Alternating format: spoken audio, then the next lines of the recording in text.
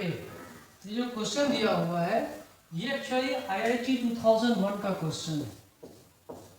ये आईआईटी 2001 का क्वेश्चन है और एक्चुअली आपका कॉन्सेप्चुअल क्वेश्चन है ये। ओके, कॉन्सेप्चुअल क्वेश्चन है और क्वेश्चन को सॉल्व भी करना है। क्वेश्चन क्या कह रहा है पहले वो समझो। ये एक थिन बाई कन्वेक्स लेंस है जिसका रिफ्रैक्टिव इंडेक्स 3/2 दिया हुआ है और इसके नीचे जो सरफेस है ना, ये जो सरफेस है, ये जो इतने भर है उसमें उससे क्या भरा हुआ, वो उसमें क्या भरा हुआ है, उसमें पानी भरा हुआ है जिसका रिफ्रैक्टिव इंडेक्स दिया हुआ है। ठीक है, वाटर की रिफ्रैक्टिव इंडेक्स कितनी है 4/3 है ना। तो अब सवाल ये है कि फाइंड क्या आता है, क्वेश्चन को ध्यान से सुनिएगा। It is found that when an object is placed 15 centimeter above the lens on its principal axis, object coincides with its own image। जब ऑब्जेक्ट को प्रिंसिपल एक्सिस से 15 सेंटीमीटर ऊपर हम रखते हैं, है ना। 15 सेंटीमीटर ऑब्जेक्ट को रखते हैं तो इसी जगह इमेज भी बन रहा है, है ना। Object and image coincide with at the same point, है ना। कोइंसाइड कर रहे हैं, उस जिस जगह इमेज बन रहा है उस जगह फाइनल, जिस जगह ऑब्जेक्ट है उस जगह फाइनल इमेज भी बन रहा है ना। क्वेश्चन दिया हुआ है on repeating with another liquid, object and image again coincide at distance of 25 centimeter from the lens. Find the refractive index of the liquid. Mu of the liquid, refractive index जो liquid का है वो find करना है। और जब water को हटा के दूसरा लिक्विड के साथ इस एक्सपेरिमेंट को ऑब्जर्व किया गया तो वो डिस्टेंस फाइंड किया गया कहाँ पर, तो वो डिस्टेंस फाइंड किया गया अब 25 सेंटीमीटर पे। और ऑब्जेक्ट और इमेज क्या हो रहे हैं, वो दोनों के दोनों उसी जगह फाइंड किया है। जब हमने एक्सपेरिमेंट को फाइंड किया था वाटर के साथ एक्सपेरिमेंट हुआ था तो ऑब्जेक्ट 15 सेंटीमीटर पे था तो इमेज 15 सेंटीमीटर पे था। लेकिन जब हमने एक्सपेरिमेंट किया दूसरे लिक्विड के साथ जिसका रिफ्रैक्टिव इंडेक्स म्यू है, जो हमें फाइंड करना है, तो देखा गया कि ऑब्जेक्ट 25 सेंटीमीटर है प्रिंसिपल ऑप्टिकल सेंटर से। ठीक है, तो म्यू की वैल्यू क्या होगी, ठीक है, वो हमें फाइंड करना है। आपको मैंने एम्पल टाइम भी दे दिया है, काफी समय भी दे दिया है क्वेश्चन को सॉल्व करने के लिए। और पॉज करके वीडियो को आप क्वेश्चन को सॉल्व कर सकते हो, कोई बहुत बड़ी बात नहीं है, इजी क्वेश्चन है, कॉन्सेप्चुअल क्वेश्चन है। कॉन्सेप्चुअल क्वेश्चन को सॉल्व करने में दिक्कत नहीं होनी चाहिए। तो मान लो कि पहला सरफेस ये है और दूसरा सरफेस ये है।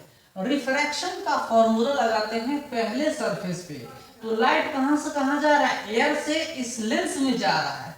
तो रिफ्रैक्शन का फॉर्मूला क्या होगा, R1 की वैल्यू जो भी है वो हम R मान लेंगे। थिन बाई कन्वेक्स लेंस है, इसका भी वैल्यू R है और इसकी वैल्यू क्या होगी R। ये हम फाइंड करके ये हम क्या कर सकते हैं, मान लेते हैं, एज्यूम करते हैं। तो यहां मान लीजिए कि R की वैल्यू है thin by convex lens, thin है पतला है, बाई कन्वेक्स लेंस, R दोनों का सेम आ रहा है, रेडियस ऑफ कर्वेचर दोनों साइड का क्या आ रहा है, सेम आ रहा है। तो अब यहाँ पे पहले रिफ्रैक्शन इस सरफेस पे हम लोग ऑब्जर्व कर रहे हैं, लाइट कहां से कहां जा रहा है, इससे इसमें जा रहा है। तो इक्वेशन ऑफ फर्स्ट रिफ्रैक्शन पे इक्वेशन क्या होगा, पहले सरफेस पे क्या होगा, कहां जा रहा है, तो लेंस में जा रहा है।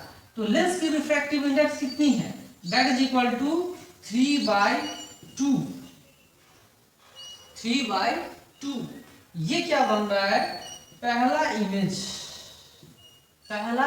बन रहा है। ओके, माइनस कहां से आ रहा है, लाइट कहां से आया, तो एयर से आ रहा है, 1/u। That is equal to कहां से कहां घुस रहा है भाई, तो लेंस, एयर से लेंस में घुस रहा है 3/2 - 1 डिवाइडेड बाय R। है ना, आर की वैल्यू क्या होगी, पॉजिटिव इधर। चलिए ठीक है, ये हमारा फर्स्ट रिफ्रैक्शन का फॉर्मूला लगाते हैं। दूसरे केस में क्या होगा कि अब लेंस से वाटर में जा रहा है, रे कहां से जा रहा है, लेंस से वाटर में जा रहा है। तो इमेज रिफ्रैक्शन का फॉर्मूला सेकेंड सरफेस पे क्या आएगा, सेकेंड सरफेस पे फाइनल इमेज की बात अगर करें तो इसमें इमेज बन रहा है ना वाटर में, है ना। तो वाटर में सॉरी रे क्या जा रहा है, लेंस से वाटर में जा रहा है, तो क्या फॉर्मूला यूज करोगे, तो वाटर का रिफ्रैक्टिव इंडेक्स कितना है, दैट इज इक्वल टू 4/3। तो यहां यूज करेंगे 4/3 फाइनल इमेज भी माइनस कहां से निकल रहा है भाई, तो वो निकल रहा है आपका लेंस से, दैट इज इक्वल टू कितना 3/2, है ना, 3/2 v1 and that is equal to कितना आया, इसमें से इसको माइनस करेंगे तो कितना आएगा 4/3 माइनस 3/2। ओके, और रेडियस अब करके चलिए, अब देखो अब सेकेंड सरफेस रिफ्रैक्शन होगा तो रेडियस क्या होगा, माइनस में आ जाएगा। ठीक है, इन दोनों इक्वेशनों को ऐड करोगे तो ये तो अपने आप कैंसिल हो जा रहा है, बचा ये, है ना, ये बच रहा है हमारे पास इक्वेशन, ये बच रहे हैं। तो इन दोनों इक्वेशनों को ऐड करके आपके पास क्या आ रहा है, ऐड करने के बाद ये आ रहा है आपके पास 3/4 v minus 1/u that is equal to, अब इनको सम करेंगे, ये कितना आ रहा है 1/2 और ये कितना आ रहा है वो भी देखेंगे, है ना। r को कॉमन ले लेते हैं, r को कॉमन ले लेते हैं और ये आता है 1/2 माइनस में यूज करेंगे यहाँ पर 6 दैट इज इक्वल टू 6, देखते हैं तो 6 में ये कितना आ रहा है 3 और इसको डिवाइड करेंगे 2 से, है ना, 2 से डिवाइड किया 2 into 4, है ना, कितना है 8 और यहाँ पे 3 into 3 9, क्या कितना आएगा -1, है ना, तो यहाँ आ जाएगा +1, 8 माइनस 9 -1 आ जा रहा है ना। यहाँ पे हम इतना लिखेंगे, इतनी वैल्यू आ रही है। अब यहाँ पर देखिए क्या फॉर्मूला आ रहा है, तो यहाँ हम v की वैल्यू फाइंड कर सकते हैं। यहाँ पे r की वैल्यू कितनी आ रही है, एलसीएम अगर 6 लिख रहे हैं 6r लिख देते हैं तो ये कितना आ रहा है 3 plus 1 that is equal to 4, है ना, 3 plus 1 that is equal to 4। Okay, अब यहाँ पर हम लिख देते हैं 4/3 v and that is equal to 1/u, तो 1/u का वैल्यू कितना, यहाँ से यहाँ इतना जाएगा और u की वैल्यू कितनी, तो u की वैल्यू हम लिख देते हैं कितना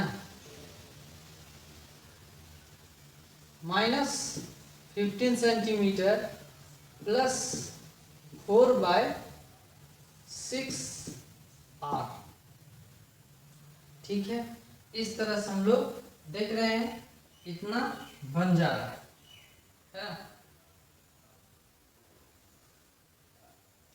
तो अब आप देखिए कि इतना सारा बात आ गया। अब क्या कह रहा है कि अगर ऑब्जेक्ट और इमेज एक ही जगह आ रहे हैं, ठीक है, अगर ऑब्जेक्ट और इमेज एक ही जगह आ रहे हैं, इसका मतलब इसकी वैल्यू कितनी होगी, जो फाइनल वैल्यू आ रही है इसकी वैल्यू कितनी होगी, तो v क्या हो जाएगा यहाँ पे, इसका मतलब v की वैल्यू कितनी होगी, v is equal to infinity. v अगर इंफिनिटी होगा तो r की वैल्यू कितनी होगी, तो ये इधर चला जाएगा तो कितना आ जा रहा है, आर की वैल्यू कितनी आएगी, R is equal to 10 centimetre, है ना। यहाँ देखिए आर इज इक्वल टू कितना है, 10 सेंटीमीटर। चलिए अब हमारा वैल्यू पता चल गया, ठीक है। अब अगर हमें आर पता चल गया तो अब सेम सारा कुछ सेम रहेगा, हर चीज सेम रहेगा। यहाँ पर देखिए अब हम लोग क्या करते हैं कि अब इसके बदले, इस वाटर के बदले एक हम लिक्विड रखते हैं जिसका रिफ्रैक्टिव इंडेक्स म्यू है ना, जिसका रिफ्रैक्टिव इंडेक्स म्यू रखेंगे। तो अब आप देखो इसके जगह आप म्यू रखो, इसके जगह आप म्यू रखो, है ना, इसके जगह आप म्यू रखो। म्यू माइनस इतना, और तो कोई कहीं कुछ चेंज करने वाले नहीं है ना। यहाँ भी आप म्यू रखो, है ना, यहाँ भी आप क्या करो, म्यू की वैल्यू रखो और सारा इक्वेशन सेम आएगा, हर चीज सेम आ रहा है, कुछ भी डिफरेंस नहीं है। ये 3/2 सेम रहेगा। सिर्फ हम क्या कर रहे हैं, लिक्विड को चेंज कर रहे हैं, वाटर को दूसरे लिक्विड में चेंज कर रहे हैं, है ना। उस वाटर को हटा के दूसरा लिक्विड रखते हैं जिसका रिफ्रैक्टिव इंडेक्स म्यू आ रहा है, ये कट जाएगा। म्यू यहाँ पे हमने इस तरह से लिखा। अब जो इक्वेशन आ रहा है, अब जो इक्वेशन आएगा सॉल्व करके आप देखोगे, जब ऐड करोगे इसको तो आपको जो इक्वेशन आपके नजदीक में जो आएगा वो क्या आएगा। यहाँ इक्वेशन को देखिए, अब इक्वेशन आपके सामने कैसा आ रहा है,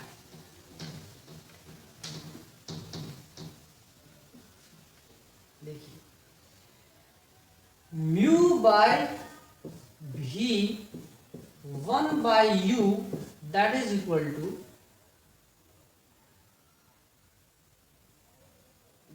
टू कितना आ रहा है यहाँ पर,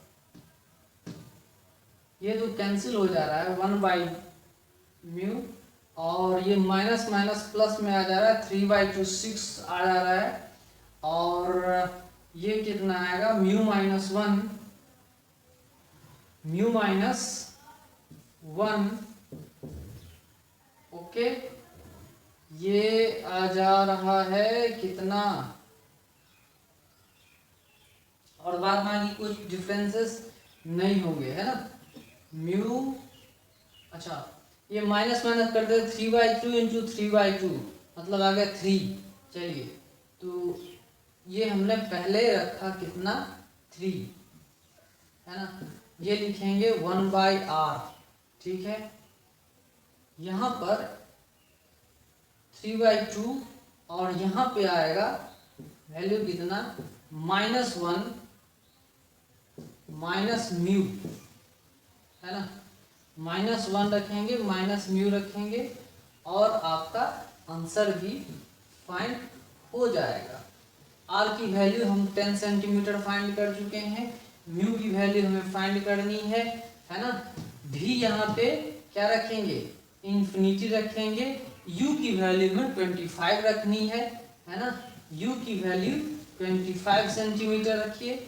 म्यू की वैल्यू हमें फाइंड करनी है, आर की वैल्यू 10 सेंटीमीटर लिखो, और जो आंसर आएगा आपका, है ना, जो आंसर आ रहा है वो कितना आएगा, तो वो आना चाहिए, म्यू की वैल्यू आनी चाहिए 1.6।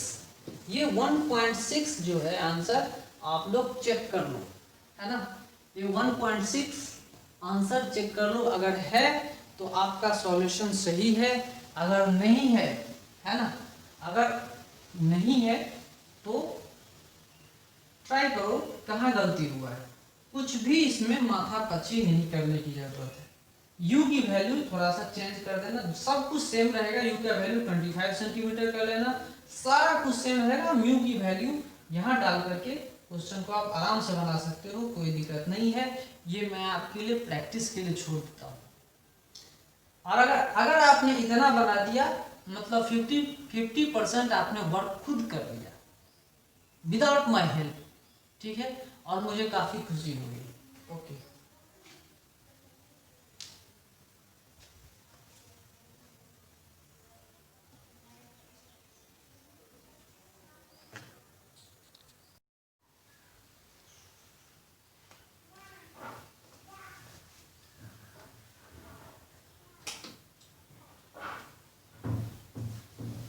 ओके, अब हम लोग एक नया टॉपिक पढ़ते हैं। टॉपिक का नाम है lens with one surface silvered. Lens तो है लेकिन उसका एक सरफेस हम सिल्वर कर देते हैं। सिल्वर मतलब इधर से पीछे से हम पॉलिश कर देंगे, सिल्वर से पॉलिश कर देंगे, तो अब ये मिरर की तरह काम करेगा। अब ये मिरर की तरह काम करेगा कैसे? अब ये सोच रहे होंगे कि सर ये तो कॉन्वेक्स लेंस था, फिर ये मिरर की तरह कैसे काम करेगा? तो एक्चुअली होता क्या है कि जो ये लाइट जा रहा है, ऑब्जेक्ट से जो लाइट जा रही है वो फिर वापस आ भी रही है, पुनः उसी मीडियम में वापस आ रही है, इसलिए मिरर की तरह काम करेगा। और कॉनकेव मिरर की तरह काम करता है। It will behave as a concave mirror. ये कॉनकेव मिरर की तरह बिहेव करेगा क्योंकि ये सरफेस हमने क्या कर दिया है, पॉलिश कर दिया। अब ये कॉनकेव मिरर की तरह काम करेगा। This will behave as concave mirror. अब ये कॉनकेव मिरर की तरह बिहेव करेगा। कैसे? ये कैसे आया कि एक लेंस और मिरर को लगा के हमने एक कॉनकेव मिरर फाइंड कर लिया, कॉनकेव मिरर प्राप्त हो गया, कॉनकेव मिरर हमने ऑब्टेन कर लिया। कैसे होया? तो सबसे पहले ये समझो कि लाइट जब जाएगी तो इस लेंस से पास होगी, है ना। इस लेंस से रिफ्रैक्शन होने के बाद पहला इमेज यहां बनता है, लेकिन ये लाइट को पास होने नहीं दे रहा है। कौन नहीं होने दे रहा है? ये सिल्वर्ड पार्ट नहीं होने दे रहा है। यही एक मिरर की तरह काम करेगा, यही मिरर की तरह काम कर रहा है और ये लाइट को इधर लाना चाहेगा, I2 के पास लाना चाहेगा। लेकिन जब I2 के पास लाना चाहेगा तो फिर लेंस बीच में आ जा रहा है, तो ये कन्वर्जिंग आता है। ये देखो, ये कन्वर्जिंग लेंस है ना, इसलिए क्या करेगा, I3 उससे पहले, I2 से पहले बन जाएगा।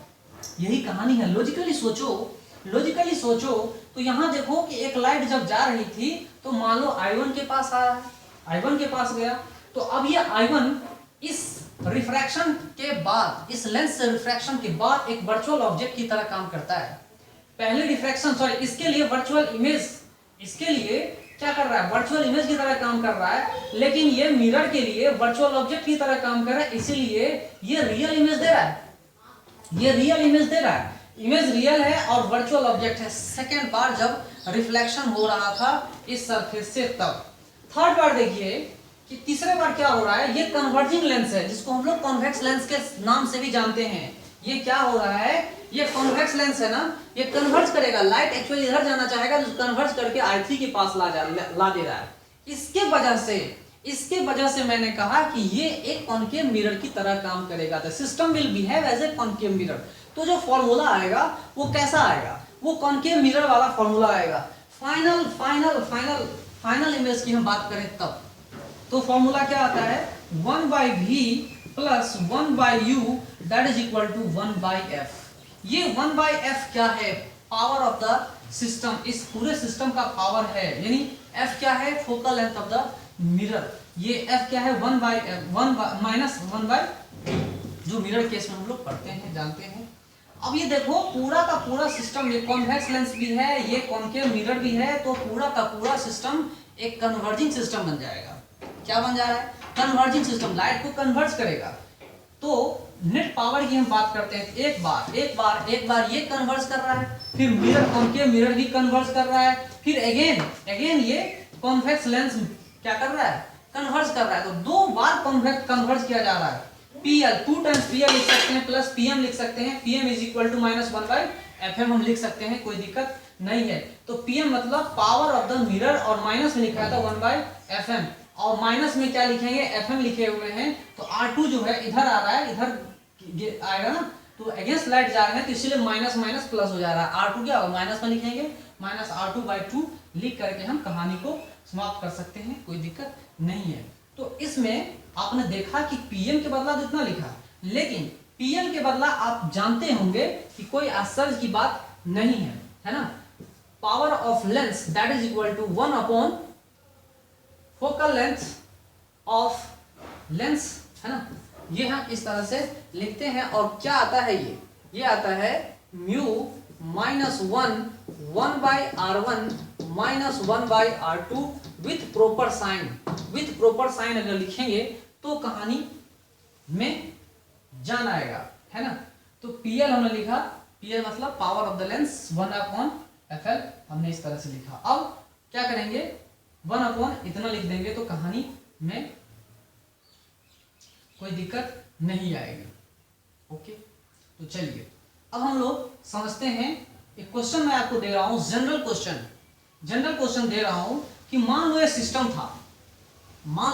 ये सिस्टम था, और इस सिस्टम के आगे ऑब्जेक्ट हमने 10 सेंटीमीटर पहले रख दिया। ऑब्जेक्ट कहाँ रखा हुआ है? 10 सेंटीमीटर। और पावर ऑफ द लेंस जो है ना, पावर ऑफ द लेंस, या आप ऐसा समझो इस पूरे सिस्टम का फोकल लेंथ जो है एक कॉन्केव मिरर की तरह काम करेगा। ठीक है, तो थोड़ी देर के लिए हम मान लेते हैं कि इस पूरे सिस्टम का फोकल लेंथ जो है वो 5 सेंटीमीटर है। इस पूरे सिस्टम का फोकल लेंथ क्या है?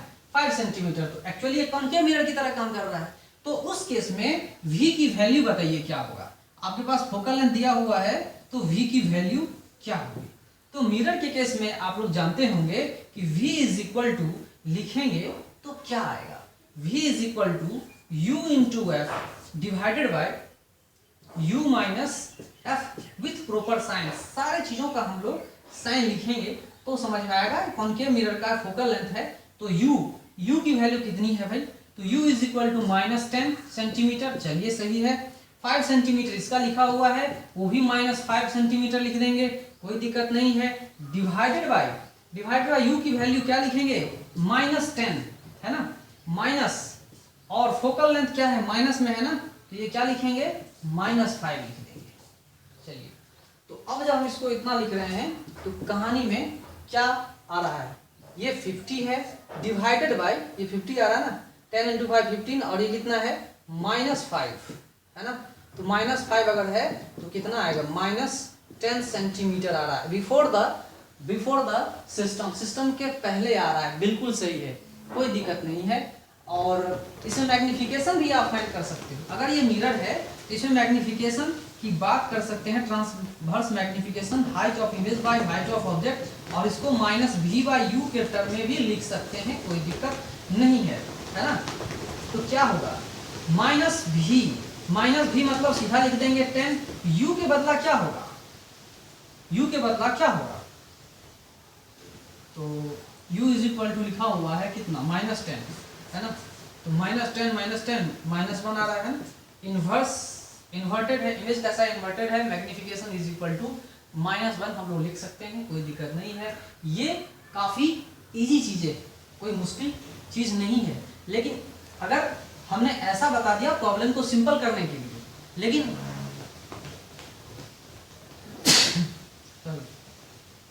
लेकिन सिस्टम में ऐसा आ सकता है कि मान लो कि इसका रिफ्रैक्टिव इंडेक्स दे दिया 3/2, इसका दे दिया 10 सेंटीमीटर, R2 की वैल्यू दे दिया 20 सेंटीमीटर, ऑब्जेक्ट की वैल्यू इतनी। ठीक है, तो अब आप बताओ v की वैल्यू क्या होगी? What is the value of v? v की वैल्यू क्या होगी? मैग्निफिकेशन क्या होगा? ट्रांसवर्स मैग्निफिकेशन क्या होगा? इस केस में आपको फाइंड करना है। इतने सारे चीजों की वैल्यू आपको खुद फाइंड करना होगा, देखना होगा। एक फॉर्मूला लगाएंगे यहाँ पर 1/FL, यहाँ पे FL की वैल्यू लगाते जाएंगे, और पावर की यहाँ पे हम यूज करते चले जाएंगे FL। टोटल चीजों को कैलकुलेट करके आप लोग कैलकुलेट करोगे कि वैल्यू क्या आएगी। आप लोग खुद प्रैक्टिस करो, समझो, कोई बहुत बड़ी चीज़ नहीं है ना। हर चीज़ मैं आपको बता दूंगा, तो आप लोग क्या खुद से क्या सीखोगे, है ना। सीखने की कोशिश करो। ओके।